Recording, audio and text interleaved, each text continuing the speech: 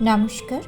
ঠাকুর শ্রী শ্রী রামকৃষ্ণ পরমহংসদেব এবং মা শারদার চরণে আমার সশ্রদ্ধ প্রণাম জানিয়ে ভিডিওটা শুরু করছি। এরকম ধরনের ঘটনা অনেকের মানুষের জীবনে ঘটে। হয়তো আপনি কারোকে খুব ভালোবাসেন, তার জন্য আপনি জীবন দেন, তাকে মান দেন, সম্মান দেন, ভালোবাসা দেন, কিন্তু দিনের শেষে রাত্রিবেলা শুয়ে শুয়ে আপনি চোখের জল ফেলেন। কারণ সেই মানুষটাই আপনাকে কাঁদাচ্ছে।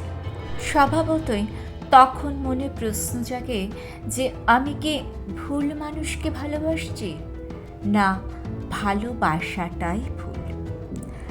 আজকের ভিডিওতে জানবো সম্পর্ক যখন কাঁদায় তখন কি করা উচিত।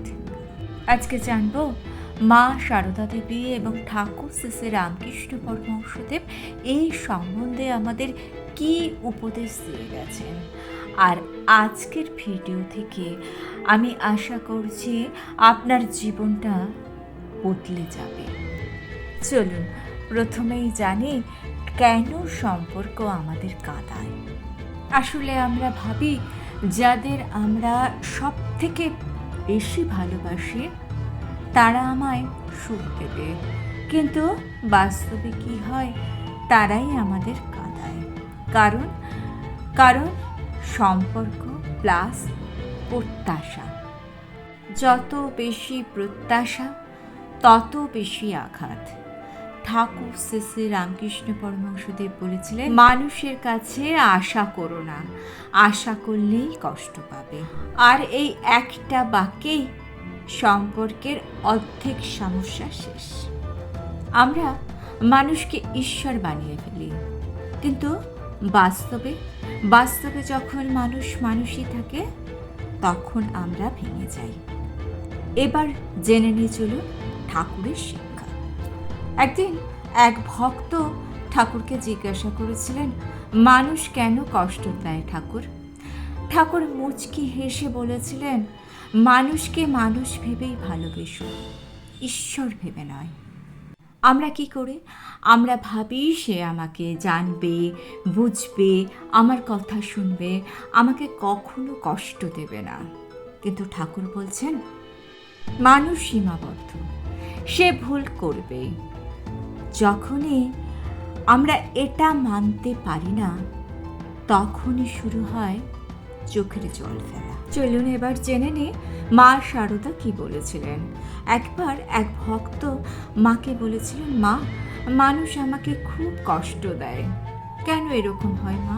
এই কষ্ট থেকে পরিত্রাণ পাওয়ার উপায় কি? মা তখন বলেছিলেন, কারো দোষ দেখো না, নিজেকে শান্ত করো, তাহলেই দেখবে মনে শান্তি পাবে। এই কথার অন্তর্নিহিত অর্থকে অনেকেই ভুল ব্যাখ্যা করেন। মা কি বলেছিলেন, কষ্ট সহ্য করো? একেবারেই না।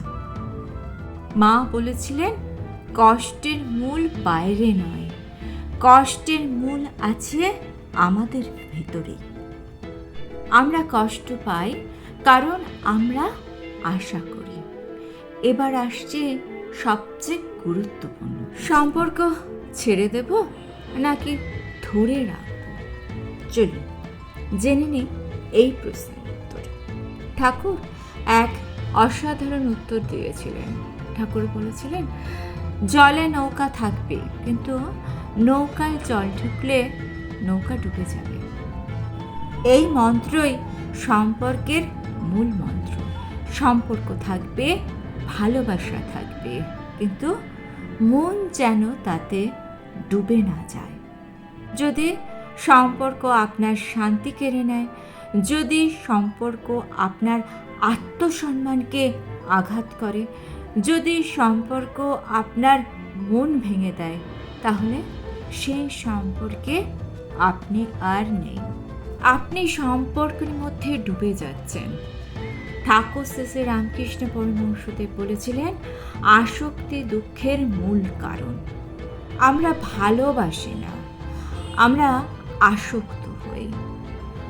এই দুটোর মধ্যে পার্থক্য। ভালোবাসা ও আসক্তি এই দুটোর মধ্যে পার্থক্য আছে। ভালোবাসা আমাদের শান্তি দেয় আর আসক্তি আমাদের ভয় দেয়। যেখানে ভয় আছে, ছেড়ে দেবার ভয়, সম্পর্ক নষ্ট হওয়ার ভয়, যেখানে কান্না আছে, সেটা ভালোবাসা নয়, সেটা আসক্তি। মা বলেছিলেন, শান্তি চাইলে কারো কাছে কিছু চেও না, এটাই সম্পর্কের মূল উপদেশ। চাওয়া কমাও, কষ্ট কমবে। যেদিন আপনি বলবেন বা আপনি মন থেকে ভাববেন যে আমি ভালোবাসবো কিন্তু কিছু চাইবো না, সেদিন থেকে আপনার কষ্ট শেষ। সব থেকে বড় সত্যি কি জানেন? বড় সত্যি হলো মানুষ আমাদেরকে কাঁদাতে পারে, কিন্তু মানুষ আমাদেরকে ভাঙতে পারে না। ভাঙতে কে পারে? ভাঙতে পারে প্রত্যাশা। ঠাকুর বলেছিলেন, ঈশ্বরই একমাত্র সত্য। মানুষ আসবে যাবে, কিন্তু ঈশ্বর সারা জীবন তোমার সাথে থাকবে। এই সত্যিটা যদি আপনি বুঝতে পারেন, আপনি যদি এই সত্যিটাকে মেনে নিতে পারেন, যত তাড়াতাড়ি এই সত্যিটাকে আপনি মেনে নেবেন, আপনার সঙ্গে থাকা সম্পর্কগুলো আর কখনো আপনাকে কাঁদাবে না।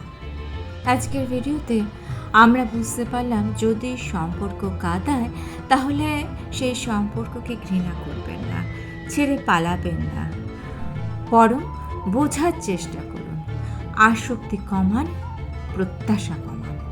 নিজেকে ঈশ্বরের সঙ্গে সম্পর্কে যুক্ত করুন, আত্মার গভীরে যেতে পারবেন, আর তখনই সম্পর্ক থাকবে, কিন্তু আপনাকে আর কাঁদাবে না।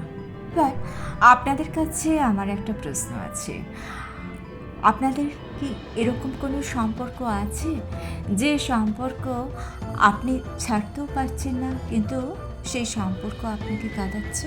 যদি থাকে বা নাই থাকে, তাহলেও কমেন্টসে জানাবেন। আশা করছি এই ভিডিওটা আপনার মনের অনেক প্রশ্নের উত্তর দেবে। ভিডিওটা যদি ভালো লেগে থাকে, চ্যানেলটিকে সাবস্ক্রাইব করে নিয়ে পাশে থাকা বেল আইকনটা প্রেস করে দিয়ে অল অপশনটা ক্লিক করে দেবেন, তাহলে যখনই নতুন কোনো ভিডিও আপলোড করব তার নোটিফিকেশন আপনাদের কাছে পৌঁছে যাবে। ঠাকুর ও মায়ের চরণে প্রণাম জানিয়ে আজকে এই পর্যন্তই। Thanks for watching.